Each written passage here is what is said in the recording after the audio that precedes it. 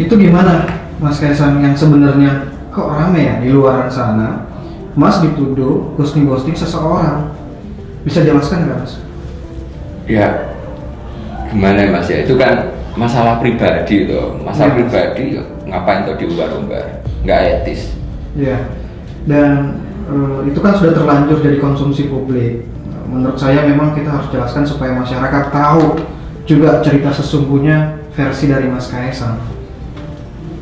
Jadi gini Mas, aku sebenarnya itu sudah ngomong untuk mengakhiri hubungan ini di pertengahan bulan Januari.